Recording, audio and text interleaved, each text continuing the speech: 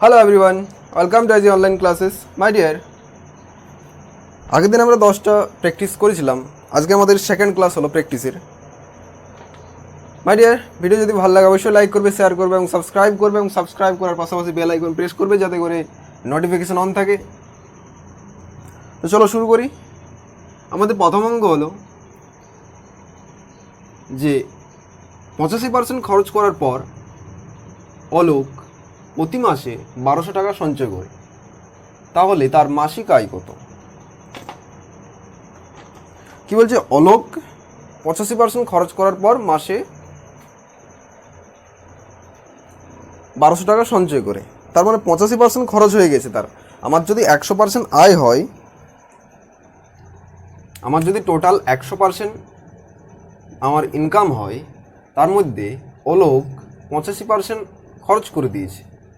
আর 85% খরচ করলে তাহলে ওর সঞ্চয় কত? 15%। 15% যদি সঞ্চয় হয় তাহলে 15% সমান দেওয়া আছে আমাদের 1200 টাকা। এটাই তো 1200 টাকা দেওয়া আছে, কারণ তার বলা আছে যে প্রতি মাসে 1200 টাকা সে সঞ্চয় করে। তাহলে 1200 সমান আমরা দেখতে পাচ্ছি যে 15%। আর আমাদের টোটাল ইনকাম অর্থাৎ তাহলে তার যে মাসিক আয়, তা মাসে যদি আমি 100% ধরে নিই তার আয়, তাহলে যদি আমরা 100%-এর টাকাটা বের করতে পারি তাহলেই তো আমরা তার মাসিক আয় পেয়ে যাব। তাহলে 100%-এর মান কী করবো? আর করবো যদি আমরা এখান থেকে 1200 ডিভাইডেড বাই 15 ইন্টু 100, দেখো পার্সেন্টেজ কেটে গেছে, পার্সেন্টেজ থাকবে না। যদি আমরা এখানে 15% লিখি, 100% লিখি, তাহলে পার্সেন্টেজ কেটে যাবে। তাহলে পার্সেন্টেজের লেখার দরকার নেই, ঠিক আছে? পার্সেন্টেজ এমনিতেই কেটে যাবে, উপর নিচে পার্সেন্টেজ দিয়ে থাকবে। এটা যদি আমরা ক্যালকুলেশন করি তাহলে আমাদের কত হবে? এটা যদি ক্যালকুলেশন করি তাহলে আমরা যদি 5 দ্বারা কাটি এটাকে, 5 3 15, 5 20 100, 3 4 12 আর 2 0, অর্থাৎ 4 2 8, 8000 টাকা। অর্থাৎ তার প্রতি মাসে আয় হলো 8000 টাকা। Option A. বোঝা গেল? আমরা ধরে নিলাম কি তার মাসে টোটাল আয় হচ্ছে 100% এবং সে খরচ করে নিচ্ছে 85%। যদি 85% খরচ করে তাহলে তার সঞ্চয় কত? বাকি যে যা থাকবে অর্থাৎ 15%। আর ও কোশ্চেনে বলা আছে যে তার সঞ্চয় হচ্ছে 1200 টাকা, তার মানে কি 15% সমান 1200 লিখতে পারি। আর আমাদের টোটাল ইনকাম কত হচ্ছে? 100%। তাহলে 100%-এর মান বের করে নিলাম 8000 টাকা, ওটাই আমাদের ইনকাম। নেক্সট প্রবলেম হলো যে একটি দৈর্ঘ্যপ্রস্থের অনুপাত দেওয়া আছে। একটি দৈর্ঘ্যপ্রস্থের অনুপাত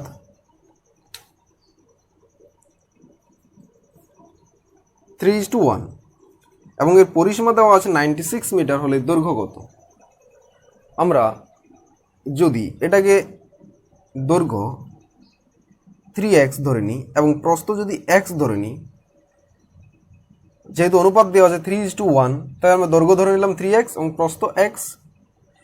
এরপর আমরা পরিসীমার সূত্র কি জানি? আয়তক্ষেত্রের ক্ষেত্রে আমরা আয়তক্ষেত্রের পরিসীমার সূত্র জানি 2 ইন্টু দৈর্ঘ্য প্লাস প্রস্থ, অর্থাৎ 3x প্লাস x।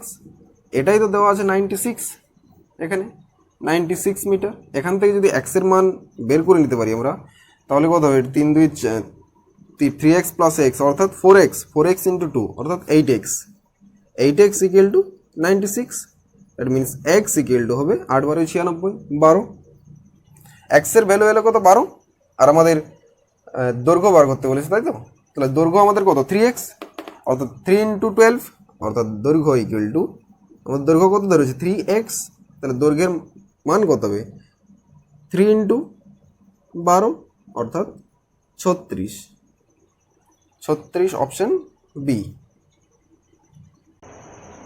আমাদের নেক্সট প্রবলেম হলো, এখানে একটা আমরা ত্রিকোণমিতির অঙ্ক নিয়ে এসেছি আজকে, যেখানে বলা আছে cos square 5 degree plus cos square 10 degree plus cos square 90 degree অবধি পর্যন্ত আমাদের সামেশন বার করতে হবে। কত হবে এখানে? cos স্কোয়ার যদি আমরা লিখতে পারি এটা cos square 5 degree plus cos square 10 degree plus, এভাবে যদি চলতে থাকি তাহলে cos স্কোয়ার মাঝে একটা cos স্কোয়ার 45 ডিগ্রি পাবো, সেটাও লিখে নিই। cos স্কোয়ার 45 ডিগ্রি প্লাস, এভাবে চলতে আমরা cos square 80 degree plus cos square 85 degree plus cos square 90 degree পেয়ে যাব।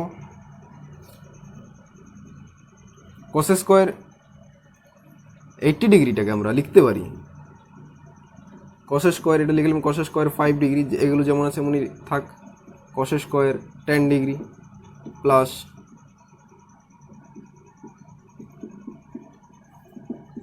cos square 45 degree. cos square 80 ডিগ্রিটি আমরা কি লিখতে পারি? sin square 10 degree, sin square 10 degree লিখতে পারি। cos স্কোয়ার 80 ডিগ্রিটা sin স্কোয়ার 10 ডিগ্রি লিখতে পারি। sin স্কোয়ার 10 ডিগ্রি লিখতে পারি কি না? তাহলে cos স্কোয়ার 85 ডিগ্রি আগে প্লাস sin স্কোয়ার 5 ডিগ্রি লিখতে পারি প্লাস cos স্কোয়ার 90 ডিগ্রি।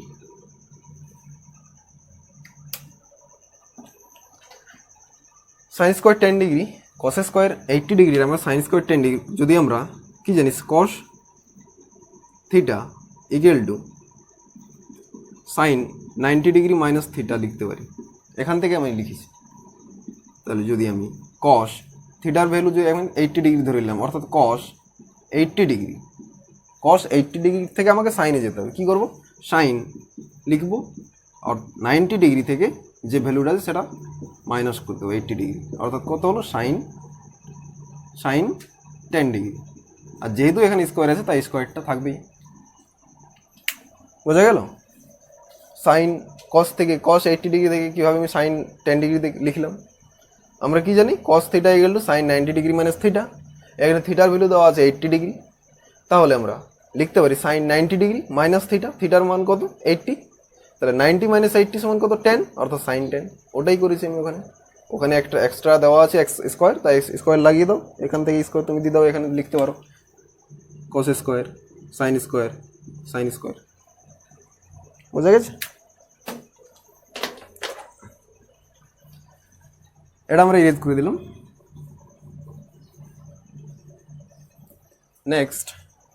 আমরা নেক্সট লাইনে কি লিখতে পারি তাহলে? দেখো cos স্কোয়ার 5 ডিগ্রি প্লাস এখান থেকে যদি আমরা সাইন স্কোয়ার 5 ডিগ্রি একসাথে লিখি তাহলে কি হবে? cos square 5 degree plus sine square 5 degree plus এখান থেকে যদি cos square 10 degree plus sine square, তাহলে এখান থেকে একটা 10 ডিগ্রি নিলাম। এরপর আমরা এভাবে চলতে চলতে পরে আমরা কী পাবো? cos স্কোয়ার এখানে একটা পরের টার্মটা কত হবে? cos স্কোয়ার 15 ডিগ্রি, অর্থাৎ cos স্কোয়ার 15 ডিগ্রি। আর এখান থেকে যে আমরা cos স্কোয়ার 80 ডিগ্রির আগে কত থাকবে? cos স্কোয়ার 75, সেটা যদি সাইনে নিয়ে যায় তাহলে সাইন স্কোয়ার 15 ডিগ্রি হবে, অর্থাৎ এখান থেকে হবে একটা cos স্কোয়ার 15 ডিগ্রি আর ওখান থেকে সাইন স্কোয়ার 15 ডিগ্রি। ওটাও এখানে আমরা লিখলাম না, জাস্ট আমরা একেবারে চলে গেলাম কত দূর? আমরা এভাবে চলতে চলতে cos 10 degree, cos 15 degree, cos 20 degree, cos 25, cos 30, cos 35 এভাবে চলতে চলতে cos 40 ডিগ্রি অবধি পৌঁছাবো। cos যদি 40 ডিগ্রি হয় প্লাস, অর্থাৎ cos স্কোয়ার 40 ডিগ্রি প্লাস আমরা একটা এখানেও ঠিক চলতে চলতে cos স্কোয়ার 45 ডিগ্রির পর আসবে আমাদের নেক্সট টার্মটা cos স্কোয়ার 50 ডিগ্রি। ওটাকে যদি আমরা সাইনে কনভার্ট করি তাহলে কত হবে? cos স্কোয়ার 50 ডিগ্রিটাকে যদি সাইনে কনভার্ট করি তাহলে হবে সাইন স্কোয়ার 40 ডিগ্রি, অর্থাৎ cos square 40 degree plus sine square 40 degree লিখতে পারি। নেক্সট টার্ম cos স্কোয়ার 40 ডিগ্রির পরে নেক্সট টার্মটা আমাদের কত আসছে? cos square 45 degree. cos square 45 ডিগ্রির কোনো পেয়ার পাবো কি? cos স্কোয়ার 45 ডিগ্রি আছে কি? cos স্কোয়ার 45 ডিগ্রি ওর কোনো পেয়ার পাচ্ছি কি? পাচ্ছি না, তাই cos স্কোয়ার 45 ডিগ্রি লিখলাম। আর লাস্ট টার্ম আছে একটা আমাদের cos square 90 degree. cos square 90 degree value কত হয়? cos স্কোয়ার 90 ডিগ্রির মান কত হবে? 0 হবে, যেহেতু cos theta equal two cos 90 ডিগ্রির মান 0 হয়। এগুলো যদি আমরা সবগুলো সাম করি, এখানে কতগুলো টার্ম আছে আমাদের? 5 থেকে 40, অর্থাৎ 5 থেকে 40 যদি টার্ম, অর্থাৎ 8টা টার্ম পাবো আমরা এখান থেকে, 8টা টার্ম অর্থাৎ 8টা cos square theta plus sine square theta, কত ভ্যালু 1 প্লাস এখানেও 1, এবার চলতে চলতে আমরা 8টা টার্ম পাবো, অর্থাৎ 8টা এক পাবো এখানে, প্লাস কস স্কোয়ার 45 ডিগ্রি মান কত, কস 45 ডিগ্রি মান 1/√2, কস স্কোয়ার হলে স্কোয়ার হবে পুরোটা, এখান থেকে 8টা একের যোগফল 8 হবে, প্লাস এখান থেকে হাফ বেরোবে, অ্যান্সার হবে 8√2।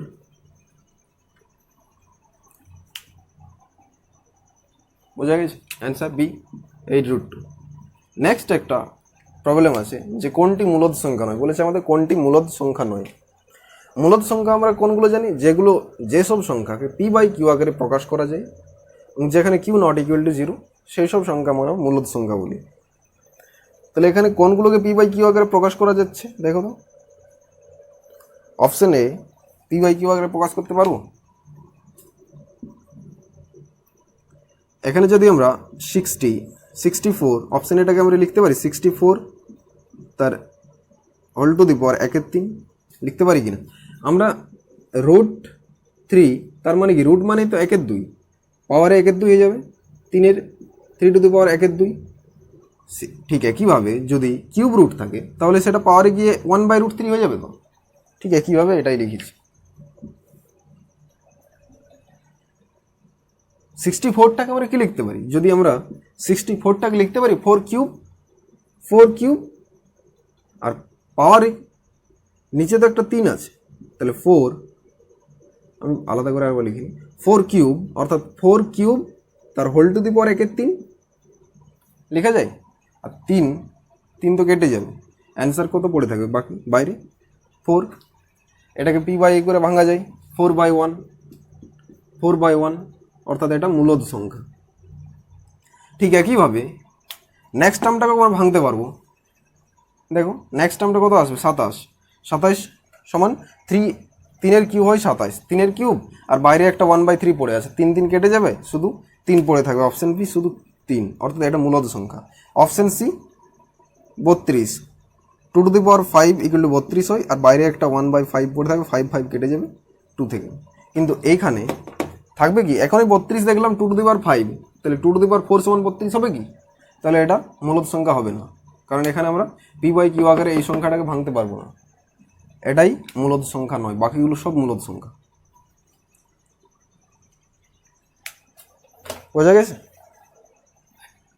যে কোন, এখানে দেওয়া ছিল কোনটি মূলদ সংখ্যা নয়, মূলদ সংখ্যা চেক করার জন্য আমরা দেখলাম যে p/q আকারে কোন সংখ্যাগুলো ভাঙা যাচ্ছে আমাদের, দেখলাম এটাও আমাদের বাইরে বেরিয়ে আসছে পুরো 4 হয়ে, কারণ 64 লিখতে পারি 4 কিউব আর বাইরে কত আছে 1/3 কিউব √3, এটাকে 1/3 লেখা যায় এখানে, তাহলে বাইরে যে 1/3 আর পাওয়ারে যে 3 দুটো কেটে গেল, পড়ে থাকলে কত 4,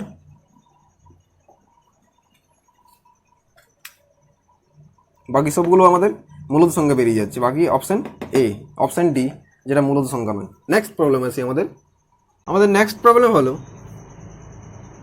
এখানে আমরা 5 নম্বর প্রবলেম সাইন ত্রিকোণমিতির একটা অঙ্ক নিয়ে এসেছি, যেখানে বলা যে যদি cos x plus sine x equal to √2 cos x হয় তাহলে cot x এর মান কত দেওয়া আছে, cos x plus sine x equal to √2 cos x, এটা দেওয়া আছে তো, এইদিকে cos x-টা আমরা এইদিকে এসে ডিভাইড করে দিতে পারি তো, তাহলে cos x by cos x plus sine x by cos x equal to √2, এটা কেটে যাবে 1 থাকবে, এটা যদি sine x by cos x equal to tan x হয়, tan x ইকুয়াল টু √2, ওদিকে যদি পেরিয়ে যায় 1 তাহলে tan x ইকুয়াল টু থাকবে tan x equal to √2 plus 1, tan x-টাকে 1/cot x লিখতে পারি, 1/cot x equal to 1/√2 plus 1, tan x-টাকে cot x যদি লেখার সময়, এটা তো কেন পাল্টাবে ভাই, একেবারে ডাইরেক্ট করে দিচ্ছি, tan x-টা আমরা লিখতে পারি cot x, tan x-টা 1/cot x, 1/cot x-টা যদি cot x লিখি, এক লাইন x-টা লিখিনি, tan x-টা 1/cot x লিখতে পারি, cot x equal to √2 plus 1, এরপর এটাকে যদি কটেক্স করতে হয় আমাদের, তাহলে এদিকটা পাল্টে যাবে, 1/√2 হয়ে যাবে, 1/√2 + 1। কটেক্সের মান এলো আমাদের 1/√2 + 1, কিন্তু অপশানে এরকম অপশান নেই, 1/√2 + 1 নেই। তো তাহলে কোন অপশান দেবো? এটাকে আমাদের করণ নিরসন করতে হবে, করণীটা ভাঙতে হবে। জাস্ট কিছুই না, এটা অপশানটাকে সাজিয়ে লেখা আছে 1/√2 + 1, উপর নিচে এর পরিপূরক দ্বারা গুণ করো, √2 - 1 দ্বারা উপর নিচে গুণ করো, √2 + 1 উপর নিচে √2 - 1 দ্বারা গুণ করতেই পারি। দেখো এটা যদি গুণ করি তাহলে এখানে আমরা পুরোপুরি কেটে গেল, এই যে কেটে যাবে। তো তাহলে এটা যদি গুণ করে যা আমাদের, অর্থাৎ সংখ্যার ক্ষেত্রে যদি উপর নিচে একই সংখ্যা দ্বারা যদি কোনো সংখ্যাকে উপর নিচে গুণ করি তাহলে সেই সংখ্যাটার কোনো পরিবর্তন হবে কি? হবে না। তাই আমরা উপর নিচে √2 - 1 দ্বারা গুণ করতেই পারি। গুণ করে দেখো কত হচ্ছে, উপরে থাকবে কত, √2 - 1, আর নিচে কত থাকবে, এটা a + b × a - b, অর্থাৎ a² - b² সূত্র হবে। √2 তার হোল স্কোয়ার গেলে কত, 2, 1² মানে -1, √2 - 1 পড়ে যাচ্ছে, অপশান সি। এখানে বোঝা গেল কীভাবে করলাম? জাস্ট বললাম করণ নিরসন করবে, করণ নিরসন করার জন্য উপর নিচে এর পরিপূরক দ্বারা গুণ করবে, অর্থাৎ √2 - 1 দ্বারা গুণ করব উপর নিচে গুণ করলে কত হবে, √2 - 1। নেক্সট প্রবলেম হলো আমাদের, একটি আয়তক্ষেত্রের বাহুগুলি 30% করে বৃদ্ধি করা হলো, বর্গক্ষেত্রের ক্ষেত্রফল শতকরা কত বৃদ্ধি হবে? বর্গক্ষেত্রের বাহুগুলি কত 30% বৃদ্ধি করা হলো। 30% সমান কি লিখতে পারি, 30/100, পার্সেন্টেজের জন্য নিচে 100 যাই, যদি কেটে যায় তাহলে আসবে আমাদের, তাহলে আসবে 3/10। অর্থাৎ আমাদের অ্যাকচুয়াল মানে বর্গক্ষেত্রের যদি অ্যাকচুয়াল সাইড, অর্থাৎ অ্যাকচুয়াল বাহু যদি 10 হয় তাহলে আমাদের 3 কমে গেছে, অর্থাৎ 7 হয়েছে, 3 কমে গিয়ে 7 হয়েছে। তাহলে আমরা লিখতে পারি, আর বর্গক্ষেত্রের ক্ষেত্রফলের সূত্র কি জানি, বাহু স্কোয়ার। অর্থাৎ আমরা একবার লিখব 10, প্রথমে যদি 10 থাকে বাহু, 3 কমে গিয়ে কত হয়েছে, 7, এবং নেক্সট টাইম আবার 10 কমে গিয়ে কত হবে, 7। যেহেতু আমরা বর্গক্ষেত্রের ক্ষেত্রফল করার সময় বাহু স্কোয়ার করি, তাই এখানেও আমরা দুবার করলাম বাহু স্কোয়ার। দেখো 10 থেকে একবার 7 হলো, আবার 10 থেকে 7, তাহলে হয়েছে কত, বৃদ্ধি পেয়েছে না হ্রাস পেয়েছে, সরি ওখানে বৃদ্ধি পেয়েছে। তাহলে আমাদের ভ্যালু যদি অ্যাকচুয়াল মান যদি বর্গক্ষেত্রের অ্যাকচুয়াল বাহু যদি 10 হয় তাহলে 3 বৃদ্ধি পেয়েছে, তাহলে 3 বৃদ্ধি পেলে কত হবে, 13। 10 থেকে তাহলে আমাদের 13 হবে, 3 বৃদ্ধি পেয়েছে হ্রাস পায়নি, তাই 13 হবে। নেক্সট টাইম আবার 10 থেকে 13 হবে, তাহলে এটা কত হবে, 10 × 10 = 100, এই দুটো গুণ করবে এরপর, 10 × 10 = 100, এবং এটা হবে 13 × 169। অর্থাৎ 100তে কত বেড়েছে, 100তে বেড়েছে আমাদের, দেখো এখান থেকে পার্সেন্টেজ পেয়ে গেলাম, 100তে যত বেড়ে যায় সেটাই তো আমাদের শতকরা হয়। তাহলে এখান থেকে 100তে কত বেড়েছে, 69, 100তে 69 বেড়েছে, এটাই তো পার্সেন্টেজ হবে, 100তে যত বৃদ্ধি পেয়েছে সেটাই পার্সেন্টেজ। তাহলে 69% বৃদ্ধি পেয়েছে আমাদের বর্গক্ষেত্রের ক্ষেত্রফল, 69%, অপশন ডি। নেক্সট প্রবলেম হলো, এখানে আমি একটা প্রবলেম, যেখানে আমি গুণ করতে বলেছি, যেটা রুটের ভিতরে আছে, 0.0016 divided by 0.49 into √0.049 divided by 0.256। এটা আমরা যদি ভিতরের থেকে দশমিকগুলো তুলে দিতে পারি তো দেখো, রুট দশমিকগুলো তুলে দিচ্ছি, এই দশমিকটা তুলে দিলাম, 0.0016 divided by 0.49 into 0.049 divided by 0.256। এটাকে যদি আমরা দশমিকটা তুলে দিই, তাহলে দশমিক তোলার সময় মনে রাখবে যে উপরে যতগুলো সংখ্যা থাকবে, দশমিকের নিচে যেন ঠিক ততগুলো সংখ্যা থাকে, তাহলে দশমিক তোলার সময় কোনো শূন্য লাগবে না। এখানে দশমিক এরপরে কতগুলো সংখ্যা আছে, 1, 2, 3, 3টা, নিচের জন্য 3টা থাকে, তাহলে দেখো নিচে দশমিকের পরে 1টা, 2টো, 3টা, তাহলে দশমিকের গুলো আমরা তুলে দিতে পারি, তুলে দিলাম। এখানে দেখো উপরে দশমিকের পর কতগুলো সংখ্যা আছে, একটা, দুটো, তিনটে, চারটা, কিন্তু নিচে দশমিকের উপর কতগুলো সংখ্যা আছে, একটা, দুটো।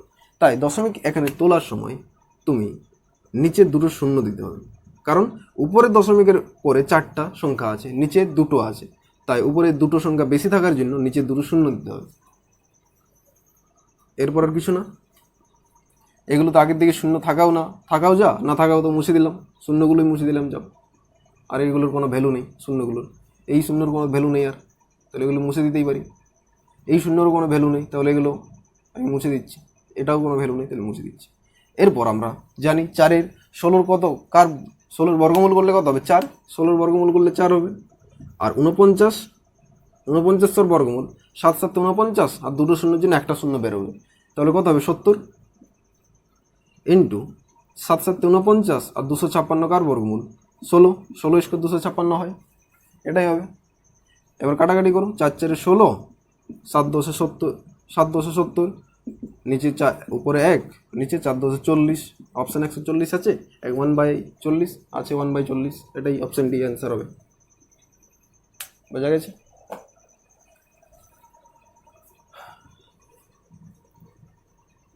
নেক্সট প্রবলেম হলো একটা বীজগণিতের প্রবলেম আছে, a cube plus 1/a cube equal to 2 হলে a square plus 1 divide by a equal to কত।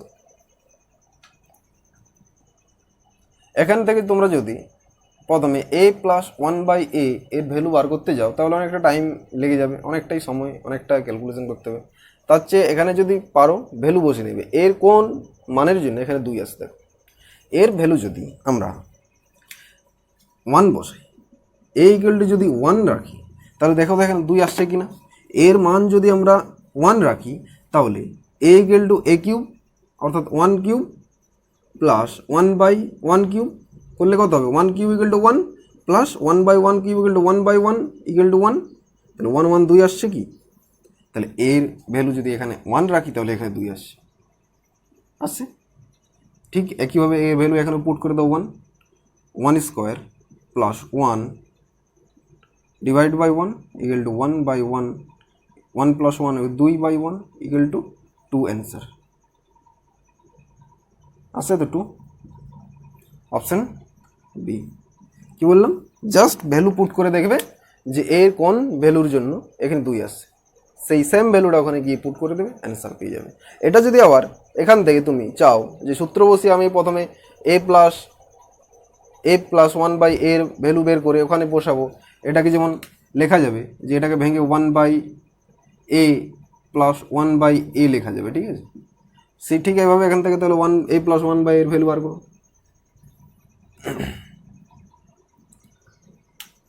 এসব করতে গিয়ে অনেকটা টাইম লেগে যাবে, মান বসাবে, অনেক সোজা হবে। আমাদের নেক্সট প্রবলেমে আসি আমরা। আমাদের নেক্সট প্রবলেম যে দেওয়া আছে 1 প্লাস 1/1 প্লাস 1/1 রুট, এরকম প্রবলেমের ক্ষেত্রে আমরা এখান থেকে শুরু করবো। দেখো 1 প্লাস 1/1 প্লাস 1/1 প্লাস 1, এই জায়গা থেকে শুরু করবো। প্রথমে এটা ক্যালকুলেশন করবো। এটা যদি ক্যালকুলেশন করি আমরা তাহলে কি আসবে, দেখো এটা যদি ক্যালকুলেশন করি 1 প্লাস 1/1 প্লাস 1 ক্যালকুলেশন করতে হবে, লসাগু কত হবে 2, 2 একে 2, তাহলে 3-এর 2 হবে এখান থেকে, 3-এর 2, 3-এর 2টা তো পাল্টে যাবে উপরে, তাহলে কত আসবে 1 প্লাস 1/1 প্লাস 2-এর 3 আসবে, 2-এর 3 আসবে তো। এরপর যদি এটা করি 1 প্লাস 1/, লসাগু 3 হবে, তাহলে 3 একে 3 প্লাস 2 অর্থাৎ 5-এর 3, 5-এর 3টা আবার পাল্টে যাবে উপরে গিয়ে, এদিকে করছি এটা উপরে গেলে পাল্টে গেলে কত হবে 1 প্লাস 3-এর 5 হবে। দেখো 1 প্লাস, এটা জটিল ভগ্নাংশ নিয়মে উপরে গেলে পাল্টে যাবে, অর্থাৎ 3-এর 5 হয়ে যাবে, 3-এর 5 লিখলাম। এরপর লসাগু করো, 5 একে লসাগু যদি 5 হয় তাহলে 5 একে 5 প্লাস 3 অর্থাৎ 8/5 আছে কি, নেই, তাহলে অপশান যদি না থাকে তাহলে কি হবে, নান, অর্থাৎ কোনোটি অপশান হবে না। অপশান নেই 8-এর 5, তার অপশান দেওয়া আছে একটা ডি অপশান, নান দেওয়া আছে, কোনোটি নয়। তাহলে ডি অপশান হবে আমাদের কোনোটি নয়। এই প্রবলেমগুলো তো নিচ থেকে শুরু করবে, একদম নিচ থেকে শুরু করবে, নিচ থেকে ক্যালকুলেশন, শুধু ক্যালকুলেশন ছাড়া আর কিছু নেই, ক্যালকুলেশন করবে হয়ে যাবে। এরপর আমরা নেক্সট প্রবলেম আসি, একটা অ্যাভারেজের প্রবলেম নিয়েছি, যেখানে বলা আছে যে পরপর 5টি বিজোড় সংখ্যার গড় 15 হলে, পরপর 5টি বিজোড় সংখ্যার গড় 15 হলে ছোট সংখ্যাটি কত? পরপর দেওয়া আছে 5টি বিজোড় সংখ্যা। এরকম প্রবলেমের ক্ষেত্রে তোমরা এই টার্মটা মনে রাখবে যে 5 বিজোড় না জোড়, এখানে যে টার্মটা দেওয়া আছে পরপর 5টা না 6টা না, শুধু এই টার্মটা দেখবে যে 5টা বিজোড়। তাহলে যদি বিজোড় থাকে, বিজোড় সংখ্যার গড় যদি থাকে, দেওয়া থাকে, এই টার্মটা যদি বিজোড় থাকে, তাহলে মনে রাখবে যে মাঝের টার্মটা যেটা হয় সেটাই গড় হয়। অর্থাৎ আমরা মাঝের টার্মটা লিখে নিলাম 15, এটাই তো গড় হবে, তাহলে মাঝের টার্মটাই গড় হবে, মিডিল টার্মটা।